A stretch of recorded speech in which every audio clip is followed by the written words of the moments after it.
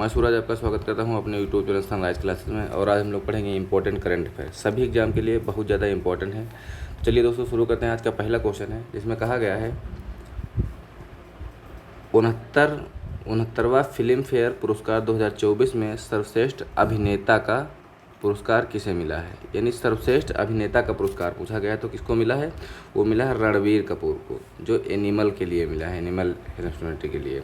यानी 69वां film fair पुरस्कार में सर्वश्रेष्ठ अभिनेता का पुरस्कार मिला है रणवीर कपूर को। अगर अभिनेत्री की बात करेगा, अभिनेत्री की बात तो किसको मिला है, आलिया भट्ट। यानी अगर अभिनेता की बात करेगा तो रणवीर कपूर को मिला है, रणवीर कपूर को। अभिनेत्री की बात करेगा तो आलिया भट्ट को, किसको, आलिया भट्ट को मिला है, आलिया भट्ट को मिला है। अराकी और रॉनी की प्रेम कहानी के ऊपर मिला है आलिया भट्ट को। एनिमल के ऊपर किसको मिला है, रणवीर कपूर को। कभी कभी क्वेश्चन पूछता है कि 69वां फिल्म फेयर पुरस्कार सर्वश्रेष्ठ अभिनेता का पुरस्कार रणवीर कपूर को किस पे मिला है, तो किस में मिला है, एनिमल में। ठीक है। अभिनेत्री का पुरस्कार किस में मिला है, आलिया भट्ट में। याद रखना है 69वां है कौन सा, 69 नंबर का है जो फिल्म फेयर पुरस्कार मिला है। इसमें अभिनेता का नाम अगर आएगा तो रणवीर कपूर हम मारेंगे, और अभिनेत्री का अगर आएगा तो आलिया भट्ट मारेंगे। अगला प्रश्न है, कहा गया 2024 में कितने लोगों को कीर्ति चक्र पुरस्कार से सम्मानित किया गया है। कितने लोगों को कीर्ति चक्र दिया गया है, कितने लोगों को दिया गया है, क्या 5 लोगों को दिया गया है, कि 6 लोगों को, कि 7 लोगों को, कि 8 लोगों को। कितने दिया गया है, 6 लोगों को दिया गया है। यानी 6 ऐसे व्यक्ति हैं जिनको कीर्ति पुरस्कार से सम्मानित किया गया है। यहाँ पे डिटेल लिखा है, देख लो। लिखा है वर्ष 2024 में 6 लोगों को कीर्ति चक्र पुरस्कार तथा 16 लोगों को शौर्य पुरस्कार से समेत 80 वीरता पुरस्कार प्रदान किए हैं। कुल कितने की बात करेगा तो 80 वीरता पुरस्कार प्रदान किए गए हैं। कितने, 80, जिसमें से 6 हैं वो कीर्ति चक्र हैं, 16 हैं शौर्य हैं। कितने, 16 शौर्य चक्र हैं। 6 कीर्ति पुरस्कार है, 16 शौर्य पुरस्कार है।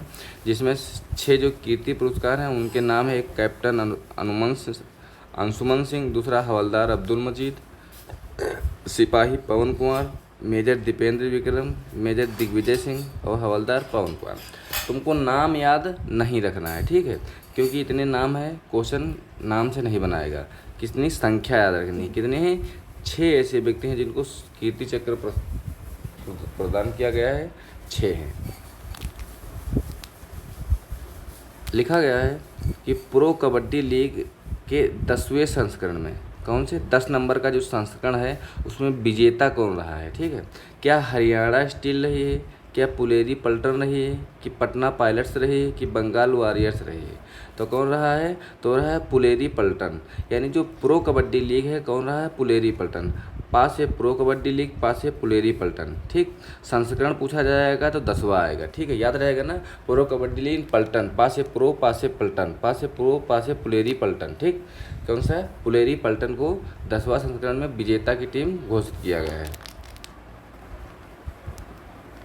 किस देश में पहला UEFA women national football league 2023-24 का खिताब जीता है। यानी जो पहला है वुमेन नेशनल फुटबॉल लीग 2023-24 का खिताब किसने जीता है। क्या वो फ्रांस ने जीता है, क्या वह स्पेन ने जीता है, क्या इंग्लैंड ने जीता है, क्या अमेरिका ने जीता है। तो किसने जीता है, स्पेन ने। कौन जीता है, स्पेन ने। वुमेन नेशनल फुटबॉल कौन जीता है, स्पेन ने जीता है। विजेता स्पेन रहा है, उपविजेता फ्रांस रहा है। क्लियर है बात। अगर आपसे पूछा जाएगा कि मेज़बानी कौन किया है तो स्पेन। जीता कौन है, जीते की बात करेगा और मेज़बानी की, ठीक, मेज़बानी दोनों स्पेन की बात करेंगे। हारा या ना हारा की बात करेगा तो फ्रांस। हारा का मतलब ये हारी हुई टीम है और ये जीती हुई टीम है। फ्रांस जीती है और स्पेन जीता है और फ्रांस हार गया है।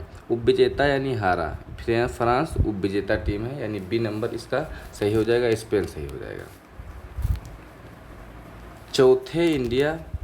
चौथे खेलो इंडिया यूनिवर्सिटी गेम 2024 की पदक तालिका में कौन सी यूनिवर्सिटी शीर्ष पे रही है।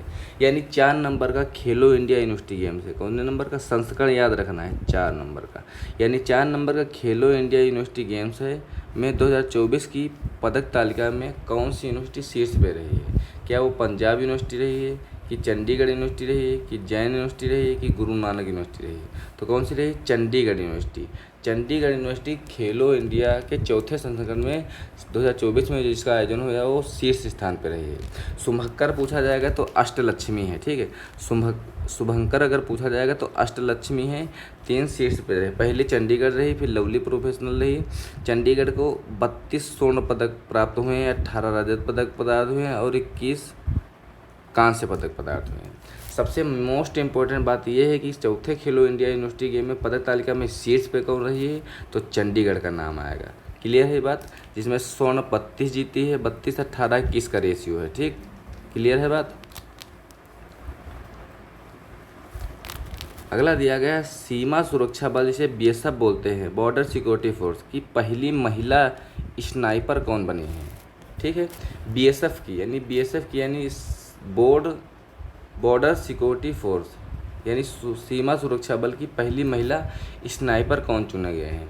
क्या गीतिका कौल है, कि जया वर्मा है, कि दीपिका मिश्रा है, कि सुमन कुमारी है?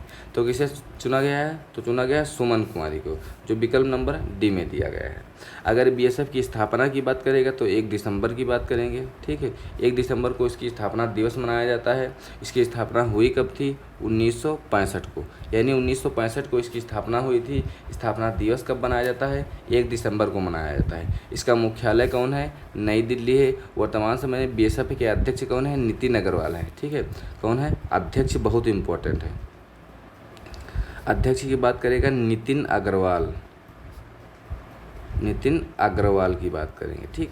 अध्यक्ष की बात करेगा नितिन अग्रवाल। बीएसएफ की पहली महिला स्नाइपर कौन बनी है? तो सुमन कुमारी बनी है। स्थापना की बात करेगा तो 1 दिसंबर 1965 की बात करेंगे और मुख्यालय दिल्ली में, जो कि इसका स्थापना दिवस 1 दिसंबर को मनाया जाता है। पाकिस्तान के 24वें प्रधानमंत्री कौन बने हैं? क्या वो शहबाज शरीफ है, क्या वो नवाज शरीफ है, क्या मरियम शरीफ है, क्या आरिफ असलम है? तो कौन से हैं वो? शहबाज शरीफ को प्रधानमंत्री बनाया गया है। अभी पाकिस्तान का 24 नंबर के हैं। उनका क्रम जरूर याद रखना है, 24वें हैं। कौन से हैं? 24 नंबर के हैं। शहबाज शरीफ को पाकिस्तान का वर्तमान समय में प्रधानमंत्री नियुक्त किया गया है। किस देश की एलिसा डी आड्रा मड्राजो को एफएटीएफ का नया अध्यक्ष चुना गया है? किसको? एफएटीएफ को।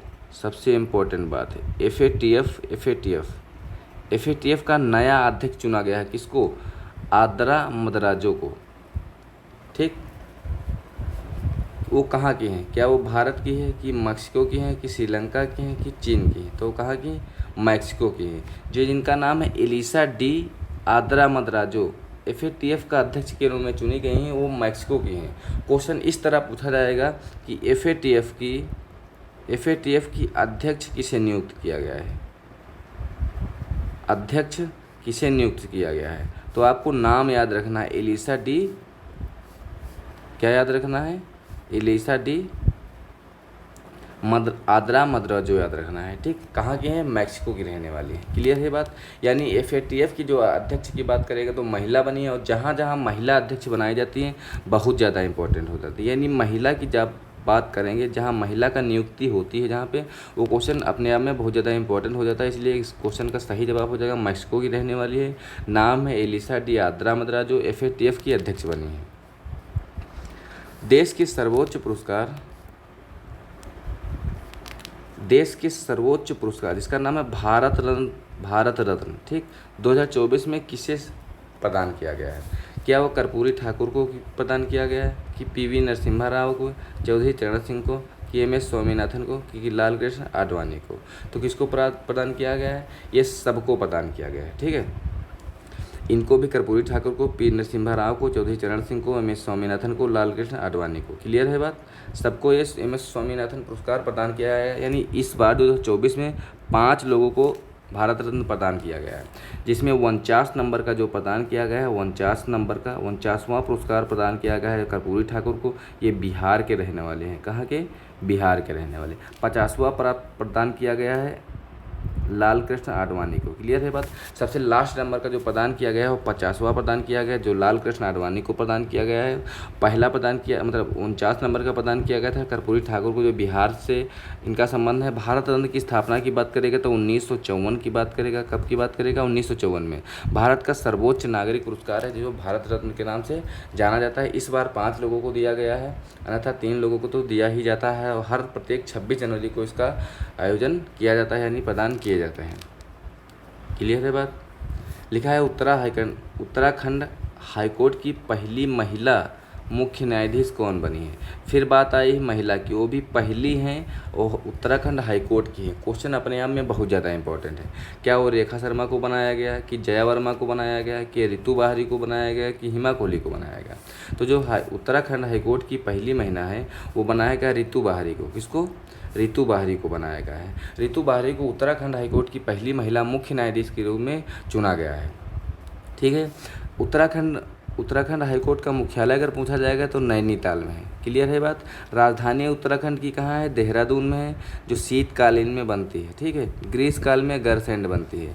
यानी उत्तराखंड की 2 राजधानियाँ हैं, जो शीतकालीन में यानी सर्दी में देहरादून बनाई जाती है और गर्मी के समय में गैरसैंण बनाई जाती है। मुख्यमंत्री इस समय पुष्कर सिंह धामी हैं, राज्यपाल गुरमीत सिंह हैं। क्लियर है बात। यानी उत्तराखंड से इतने इंपॉर्टेंट जो कि एग्जाम के लिए आपके इंपॉर्टेंट हो जाते हैं। सबसे इंपॉर्टेंट है कि पहली महिला मुख्य न्यायाधीश बनी जिसका नाम है रितु बाहरी, वो उत्तराखंड के हाईकोर्ट की पहली महिला बनी है।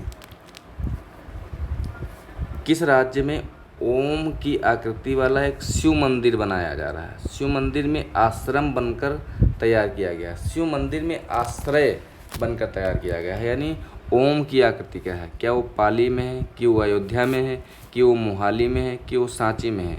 तो वो कहाँ है? वो है पाली में। पाली कहाँ है? राजस्थान में। कहाँ है?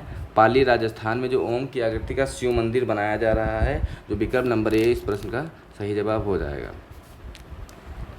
अगला कहा है कि 9वीं बार बिहार के मुख्यमंत्री के पद में शपथ लिया है। कितनी बार? 9 नंबर। क्रम याद रखना है, लगातार 9वीं बार है जो बिहार के मुख्यमंत्री पद के रूप में शपथ लिए हैं। क्या वो मोहन यादव हैं, क्या वो विष्णुदेव हैं, कि नीतीश कुमार है, कि रेवंत रेड्डी हैं? तो कौन है? वो नीतीश कुमार है। नीतीश कुमार को 9वीं बार बनाया गया मुख्यमंत्री। कहाँ के? बिहार के। ऑस्ट्रेलियन ओपन 2024 में पुरुष एकल का खिताब किसने जीता है? क्या वो रोहन बोपन्ना है, कि नोवाक जोकोविच है, कि जेनेलिन सीगर है, कि राफेल नडाल है? तो किसने जीता है? वो जीता है जेनेलिन सीगर। किसने जीता है? 2024 में ऑस्ट्रेलियन ओपन का खिताब जो जीता है वो जेनेलिन सीगर ने जीता है। महिला एकल की बात करें अरीना सबैलेंका है। ठीक। पुरुष की बात करेगा तो जननीन है, महिला की बात करेगा तो अरीना है। क्लियर है बात। महिला पुरुष से दोनों से क्वेश्चन बना सकता है। अगला कहा है कि भारतीय सेना में सूबेदार के पद पर पदोन्नति होने वाली पहली महिला कौन है? क्या वो प्रीति रजक है, क्या वो आकांक्षा रस्तोगी है, क्या हिमानी सक्सेना है, कि प्रीति जिंतल है? जो भारतीय सेना में सूबेदार का पद है किसको मिला है? प्रीति रजक को मिला है। क्लियर है बात। फिर से आया महिला की बात। महिला जहाँ भी ऊंचे पद पे जाएंगी इंपॉर्टेंट क्वेश्चन बन जाएगा, इसलिए कौन सा होगा? प्रीति रजक होगा। यानी भारतीय सेना में सूबेदार के पद पर कौन नियुक्त किया गया है? प्रीति रजक नियुक्त किए हैं, जो विकल्प नंबर ए में दिया गया है। मध्य प्रदेश की एक निशानेबाज है। कौन है? इनका संबंध कहाँ से? एमपी से है। यानी मध्य प्रदेश की एक निशानेबाज है। कौन? प्रीति रजक। अगला कहा है देश में पहला FIH हॉकी 5S महिला विश्व कप 2024 का खिताब किसने जीता है? क्या वो नीदरलैंड ने जीता है, कि स्कॉटलैंड ने जीता है, क्या चीन ने जीता है, कि जापान ने जीता है? तो जो FIH का हॉकी 5S महिला विश्व कप 2024 का है वो खिताब किसने जीता है? वो जीता है नीदरलैंड ने, जो विकल्प नंबर ए में दिया है सही हो जाएगा। जनवरी 2024 में भारत और किस देश की सेना के बीच में पहला संयुक्त अभ्यास जिसका नाम है सदा तंसीक? क्या नाम है? सदा तंसीक। इम्पोर्टेंट क्वेश्चन है। सदा तंसीक का आयोजन कहाँ किया गया है? यानी भारत और किस देश के बीच में इसका अभ्यास किया गया है जिसका नाम है सदा तंसीक। ठीक। तंसीक। क्या वो इराक में है, क्या वो सऊदी अरब के बीच में, क्या ईरान, क्या अफ़गानिस्तान? कहने का मतलब भारत और किस देश ने दोनों ने मिलकर सदा तस्नीर का आयोजन किया गया है? किसने? सऊदी अरब। भारत और सऊदी अरब ये दोनों ने मिलकर सदा तस्नीर का आयोजन किया गया है।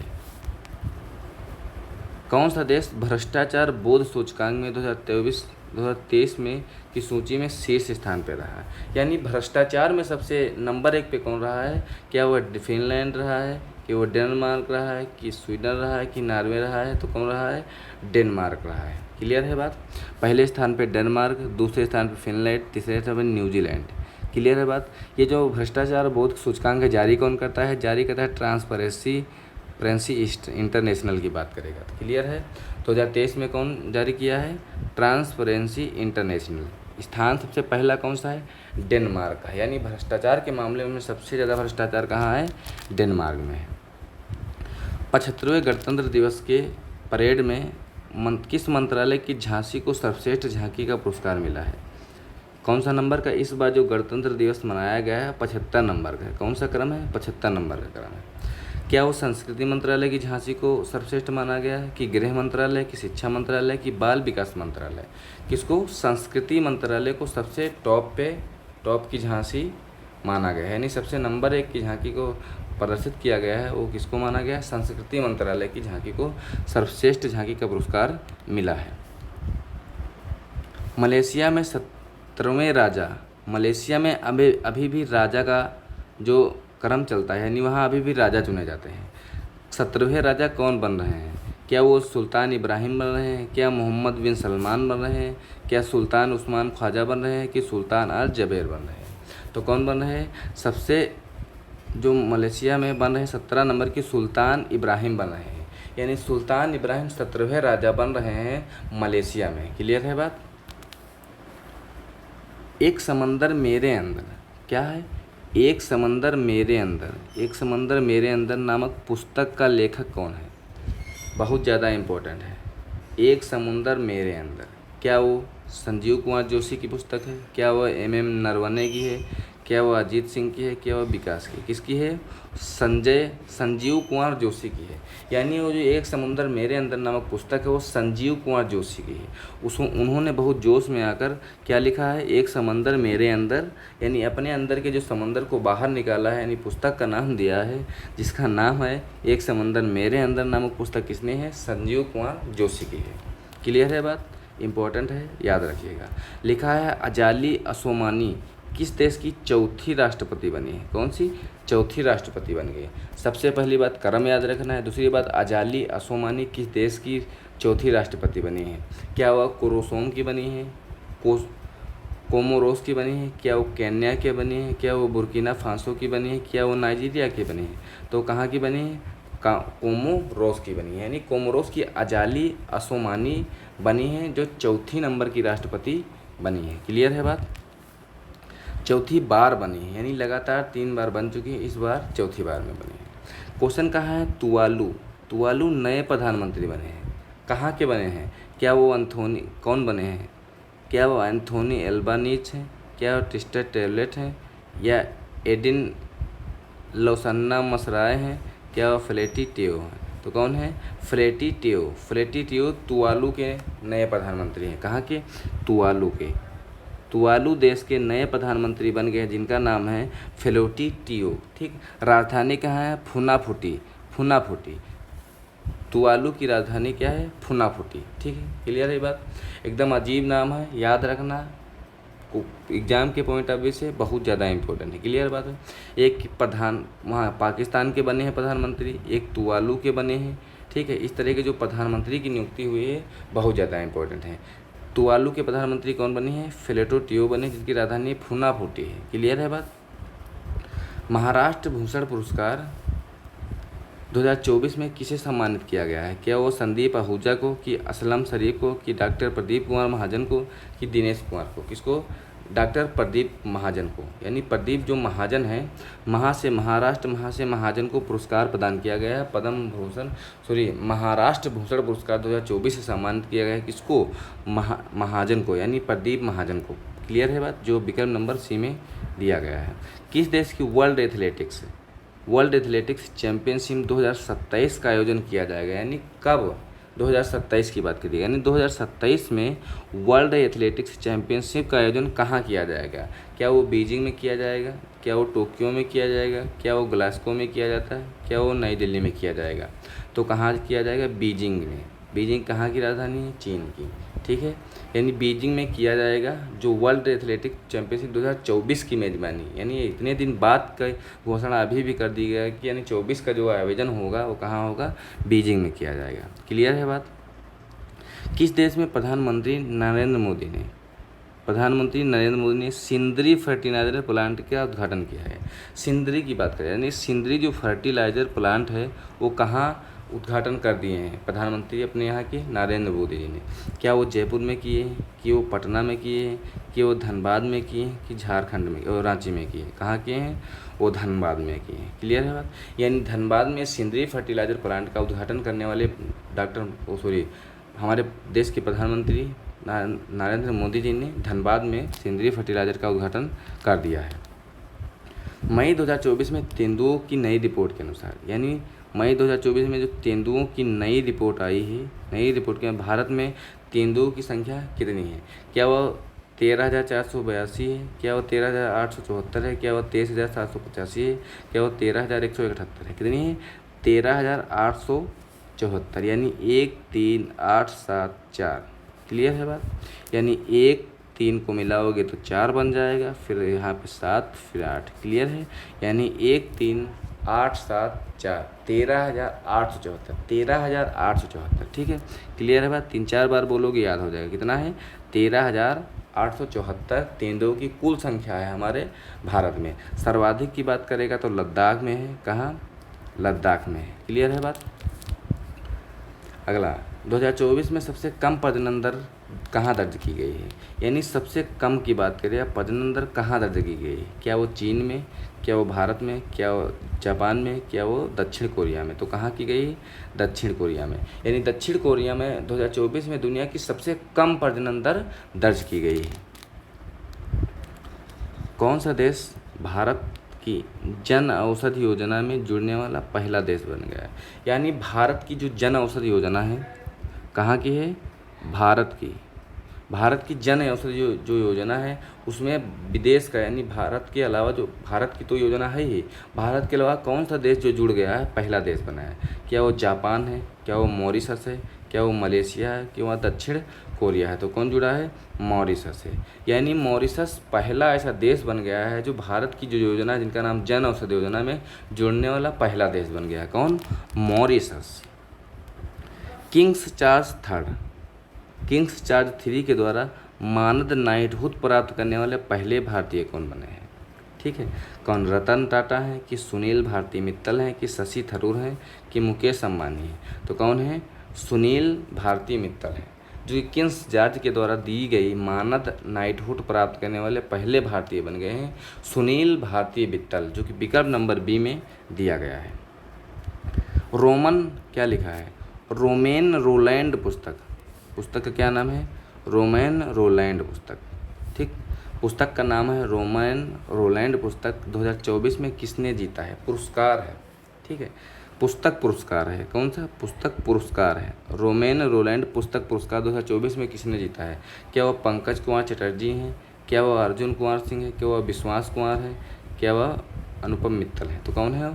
पंकज कुमार चटर्जी ने रोमैन रोलैंड पुरस्कार जीता है, जो कि विकल्प नंबर ए में दिया गया है। मई 2024 में अंतर्राष्ट्रीय संस्कृति पुरस्कार कौन सा है? अंतर्राष्ट्रीय संस्कृति पुरस्कार से सम्मानित किया गया है। क्या वो प्रभा वर्मा को है, कि मीना चरांदा को है, कि उमा रेले को है, कि निधि सक्सेना को है? किसको प्रदान किया गया? तो मीना चरांदा को, जो विकल्प नंबर बी में दी गई है। ठीक है, यानी अंतर्राष्ट्रीय संस्कृति पुरस्कार, अंतर्राष्ट्रीय लेवल जो संस्कृति पुरस्कार दिया जाता है, किसको दिया गया है? मीना को दिया गया है, मीना चरांदा को। 2024 में ऑटोमेटिव टायर मैन्युफैक्चर एसोसिएशन का नया अध्यक्ष कौन भी आ रहा है? क्या नाम है? ऑटोमेटिव टायर मैन्युफैक्चर एसोसिएशन का अध्यक्ष किसे बनाया गया है? यानी जो ऑटोमेटिव टायर मैन्युफैक्चर की एसोसिएशन का नया अध्यक्ष बनाया गया है, किसको बनाया गया है? क्या वो MV राव को बनाया गया है, कि अर्नव बनर्जी को बनाया गया है, कि साइमन हैरिस को बनाया गया है, कालिंदी मिश्रा को बनाया गया? किसको बनाया गया है? अर्नव बनर्जी को। अर्नव बनर्जी ऐसे व्यक्ति हैं जिनको ऑटोमेटिव टायर मैन्युफैक्चर एसोसिएशन का नया अध्यक्ष चुना गया है, जो विकल्प नंबर बी में दिया गया है। टाइम्स पावर आइकन, क्या कहा है? टाइम्स पावर आइकन 2024 का पुरस्कार किसे सम्मानित किया गया है? क्या रतन टाटा को दिया गया है, कि आरुषि गोयल को दिया गया है, कि विजय जैन को दिया गया है, कि MV राव को दिया गया है? किसको दिया गया है? वो दिया गया है विजय जैन को, जो विकल्प नंबर सी में दिया गया है। अगला क्वेश्चन है, कहा है वर्ष 2024 में प्रथम सेना कमांडर सम्मेलन, यानी जो 2024 में प्रथम सेना कमांडर का जो सम्मेलन कहाँ आयोजित किया गया है? क्या वो मुंबई में किया गया है, क्या वो नई दिल्ली में किया गया है, कि कोलकाता में किया गया है, कि बेंगलुरु में किया गया है? जो आयोजन किया गया प्रथम सेना कमांडर का सम्मान का जो सम्मेलन आयोजित किया गया है, वो कहाँ किया गया है? वो नई दिल्ली में किया गया है, जो विकल्प नंबर बी में दिया गया है। यानी प्रथम सेना कमांडर का जो सम्मेलन आयोजित किया गया है, वो नई दिल्ली में किया गया है। कहा माइक्रोसॉफ्ट कंपनी के साथ मिलकर AI सुपर कंप्यूटर स्टारगेट विकसित किया गया है। यानी super computer AI super computer Stargate, क्या नाम है? स्टारगेट विकसित किया गया है। स्टारगेट विकसित किया गया, इसको माइक्रोसॉफ्ट है और उसके साथ कौन शामिल है? क्या वो TCS है, क्या वो IBM है, क्या वो गूगल है, क्या ओपन AI है? तो कौन है वो? Open AI। यानी माइक्रोसॉफ्ट प्लस ओपन AI ये दोनों मिलकर ने कौन लॉन्च किया है? स्टारगेट बनाया है। कौन? स्टारगेट बनाया है, जो विकल्प नंबर डी में दिया गया है। ठीक है। TCS का फुल फॉर्म है टाटा कंसल्टेंसी सर्विस, IBM को होता है इंटरनेशनल बिजनेस मशीन। क्लियर है बात? यानी माइक्रोसॉफ्ट और ओपन AI ने मिलकर स्टारगेट कंप्यूटर बनाया है। कहाँ के वैक्स म्यूजियम में, कहाँ के वैक्स म्यूजियम में विराट कोहली की मोम की प्रतिमा, कौन सी प्रतिमा? मोम की प्रतिमा। यानी विराट कोहली की जो मोम की प्रतिमा है, कहाँ स्थापित की गई? क्या वो जयपुर के संग्रहालय में है, क्या वो पानीपत के संग्रहालय में, क्या वो पटना के, अलीगढ़ में? जो जयपुर का नाहरगढ़ किला है, कौन सा? नाहरगढ़ म्यूजियम है। नाहरगढ़ म्यूजियम जो जयपुर में पड़ता है, वहाँ विराट कोहली की मोम की प्रतिमा स्थापित की गई है। क्लियर है बात? आर्यभट्ट पुरस्कार किसकी बात कर रहा है? आर्यभट्ट पुरस्कार 2024 की बात कर रहा है। किसको सम्मानित किया गया है? क्या वो विनीत जैन को, क्या कौशिक राजशेखर को, कि पाउलूरी सुब्बा राव को, क्या लक्ष्मी सुब्बा राव को? तो आर्यभट्ट पुरस्कार किसको दिया गया है? पाउलूरी सुब्बा राव। किसको? पाउलूरी सुब्बा राव, जो विकल्प नंबर सी में दिया गया है, आर्यभट्ट पुरस्कार। अगला पुरस्कार दिया गया है, क्वेश्चन दिया गया है राष्ट्रीय सिविल सेवा दिवस। कौन सा? राष्ट्रीय सिविल सेवा दिवस कब मनाया जाता है? क्या वो 19 अप्रैल को, क्या 20 अप्रैल को, क्या 21 अप्रैल को, कि 15 जनवरी को? तो कब मनाया जाता है? 21 अप्रैल को। यानी 21 अप्रैल को क्या मनाया जाता है?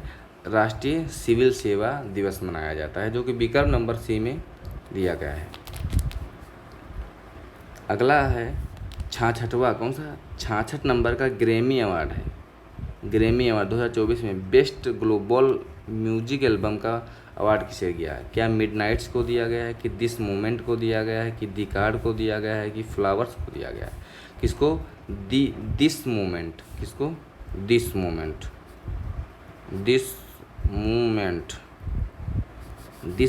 को दिया गया है। किसको? दिस मोमेंट को ग्लोबल म्यूजिक एल्बम का पुरस्कार दिया गया है।